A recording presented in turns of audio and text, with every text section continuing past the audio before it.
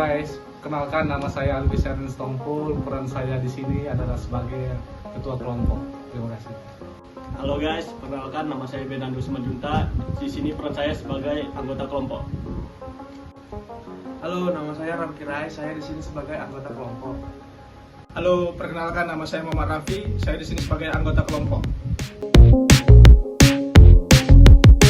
Di sini saya akan menjelaskan mengenai latar belakang didirikannya perusahaan kami, yaitu bisnis sablon.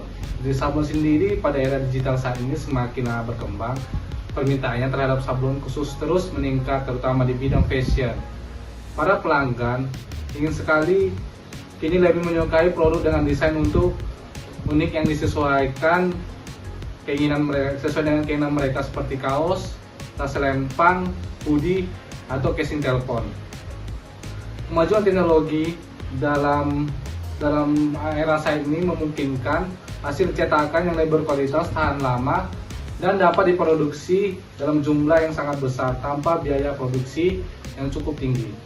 Pemasaran tradisional sekarang yang bergantung pada media cetak dan iklan konvensional tidak lagi cukup efektif pada era saat ini. Karena untuk tetap kompetitif dan relevan di pasar yang terus berkembang, pelaku industri sablon harus menerapkan pemasaran digital. Dengan adanya integrasi teknologi digital, bisnis sablon kini dapat dijalankan secara online melalui platform marketplace seperti Shopee dan lain-lain. Selain itu, pertumbuhan perusahaan ini didukung oleh kemudahan pemasaran digital melalui strategi influencer marketing dan media sosial. Bisnis yang digunakan adalah model pre-order atau pre-on-demand. Dapat mengurangi resiko stok berlebih dan mengurangi biaya produksi yang berlebih. Dengan potensi pasar yang luas, mulai dari korporasi hingga kelompok muda yang membutuhkan barang khusus. Menurut Kementerian Perindustrian, 2024 mencatat bahwa optimisme pelaku usaha percetakan tetap stabil di angka 73,5% untuk 6 bulan ke depan. Adapun salah satu rumusan masalah yang kami ambil yaitu bagaimana aktivitas strategi pemasaran digital seperti iklan dan influencer marketing dalam meningkatkan kesadaran merek dan menarik bagi para pelanggan yang baru. Lalu bagaimana cara mengoptimalkan sistem pre-order untuk mengurangi risiko stok yang berlebih untuk meningkatkan efisiensi produksi. Tujuannya yaitu mengevaluasi tantangan utama dalam menjalankan bisnis sablon digital berbasis e-commerce serta merumuskan solusi operasional dan mengatasi kendala seperti persaingan pasar, biaya produksi, dan manajemen pesanan. Saya di sini akan menjelaskan tentang analisis strategi kami. Pasar sablon di Indonesia memiliki potensi besar dan diminati oleh berbagai kalangan, mulai dari masyarakat umum hingga pelaku usaha. Bisnis sablon menawarkan fleksibilitas dalam desain dan dapat diakses oleh berbagai kalangan masyarakat karena harganya yang terjangkau.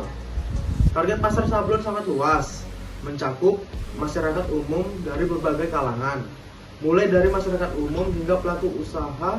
Adapun beberapa segmen pelanggan dari usaha bisnis sablon, sebagai contoh yaitu pelajar dan mahasiswa, komunitas atau organisasi. Untuk analisis pesaing dan keunggulan kompetitif, ada beberapa pesaing, di antaranya yaitu 1. Bisnis sablon manual. Bisnis sablon manual adalah usaha mencetak desain atau gambar pada berbagai jenis bahan seperti kaos, tas, kain dengan teknik sablon manual. Teknik ini melibatkan proses pencetakan yang dilakukan secara manual tanpa menggunakan mesin otomatis seperti sablon digital ataupun sablon GTF. Berikut adalah kelebihan dari sablon manual, yaitu 1. Biaya produksi yang terjangkau, 2. Produksi massal, 3. Kualitas baik. Untuk kelemahan dari bisnis manual yaitu 1. Waktu produksi yang lama, 2. Fleksibilitas yang terbatas, 3. Perlu keahlian. Untuk bisnis sablon digital adalah usaha percetakan yang memanfaatkan teknologi digital untuk mencetak desain pada berbagai media. Teknik ini menggunakan printer digital untuk memindahkan gambar ke berbagai bahan seperti kaos, tas, dan lainnya. Sablon digital menawarkan kecepatan, presisi, dan fleksibilitas tinggi. Cocok untuk proyek yang membutuhkan detail tinggi, variasi warna, atau personalisasi. Adapun kelebihan dari bisnis sablon digital yaitu 1. Kecepatan dan fleksibilitas, 2. Kualitas tinggi, 3. Kreativitas tanpa batas. Untuk kelemahannya sendiri yaitu persaingan ketat, ketergantungan pada teknologi, dan biaya perawatan yang tinggi. Untuk keunggulan kompetitif dari bisnis ini adalah 1. Model bisnis print on demand dan custom order, 2. Teknologi produksi modern, 3. Platform online interaktif. Baik, saya akan melanjutkan dari pembahasan sebelumnya.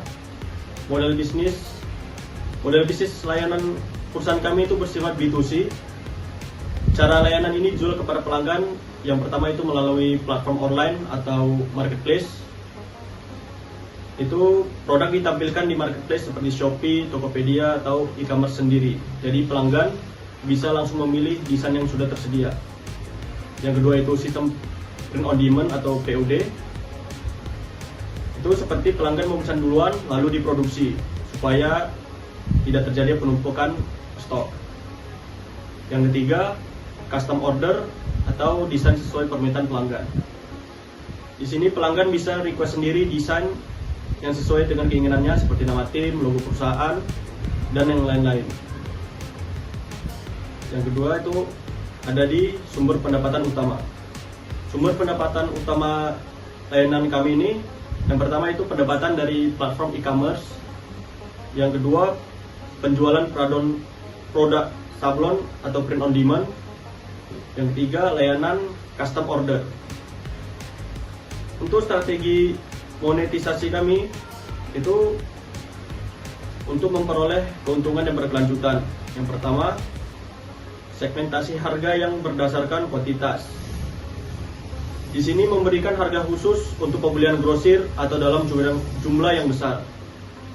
Yang kedua, pre-order berbayar dan down payment atau DP. Di sini menerapkan sistem pembayaran separuh di muka atau DP untuk setiap pemesanan custom atau pre-order. Yang ketiga, rencana pengembangan MVP atau minimal value product.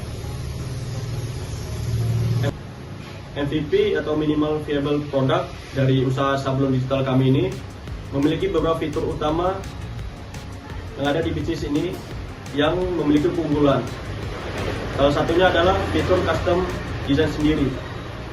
Fitur ini memungkinkan pengguna untuk membuat desainnya sendiri, dan customer bisa membuat desainnya tanpa harus ada tambahan aplikasi lain dengan mengupload gambarnya sendiri dengan format JPG, PNG, SVG, dan lain-lain atau melalui kamera. Yang keempat, teknologi yang digunakan. Ada beberapa teknologi yang digunakan untuk mengembangkan bisnis digital sablon ini, antara lain yang pertama cloud computing, itu untuk storage, digunakan untuk hosting database dan aplikasi, menyimpan dan mengelola file desain, otomatisasi deployment, dan pemeliharaan sistem atau scaling server saat traffic sedang tinggi.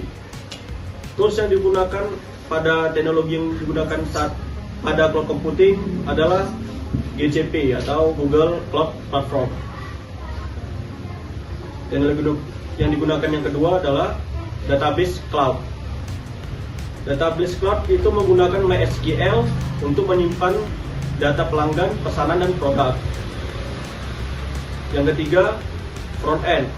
Front end ini digunakan untuk pelanggan berinteraksi dengan sistem. Tools yang kami gunakan adalah React.js dan Tailwind CSS. Yang keempat ada backend. Sistem yang beroperasi di belakang layar untuk mendukung operasional bisnis. Tools yang kami gunakan adalah Node.js dan Express. Yang kelima adalah gateway.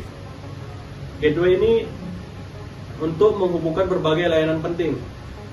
Tools yang kami gunakan adalah Midtrans pembayaran via transfer bank, e-wallet, dan QRIS.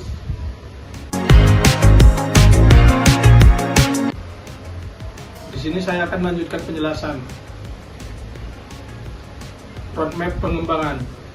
Roadmap pengembangan pada bisnis ini adalah memiliki 4 tahap. Tahap yang pertama, persiapan awal dan memvalidasi ide yang bertujuan untuk membangun fondasi usaha yang kuat. Tahapan yang kedua, operasional dan produksi skala kecil yang bertujuan untuk beroperasi secara terbatas. Tahap yang ketiga, digitalisasi pemasaran online yang bertujuan untuk menjangkau pasar yang lebih luas. Tahapan yang keempat, otomatisasi sistem dan teknologi yang bertujuan untuk efisiensi dan kontrol proses menjadi lebih baik. Selanjutnya, strategi pemasaran digital. Pemanfaatan media sosial dalam bisnis sablon memiliki peran penting sebagai alat untuk memperluas jangkauan pelanggan, memperkuat citra merek, dan mendorong peningkatan penjualan secara optimal. Pengguna media sosial, iklan digital, dan SEO untuk meningkatkan penjualan. Yang pertama ada media sosial, yang kedua ada influencer, yang ketiga ada iklan berbayar, yang keempat ada SEO atau Search Engine Optimization. Selanjutnya anggaran pemasaran dan metrik keberhasilan. Anggaran pemasaran yang dibutuhkan untuk mengenalkan produk bisnis ini adalah yang pertama ada biaya iklan Facebook dan Instagram sebesar 1.500.000. Yang kedua endorse influencer sebesar 1 juta. Yang ketiga ada konten dan desain sebesar 1 juta. SEO 1.200.000. Totalnya 4.700.000. Matriks keberhasilan. Yang pertama 10.000 orang pengunjung per bulan. Yang kedua 4.500 pesanan dalam 2 bulan.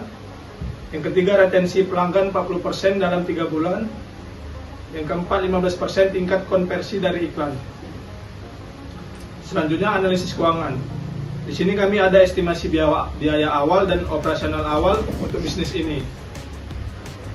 Di sini estimasi biaya awal kami sebesar 17.500.000 dan biaya operasional bulanan kami di sini 10.200.000. Selanjutnya proyeksi pendapatan. Di sini kami berasumsi penjualan target pesanan kami per bulannya itu 300 pesanan.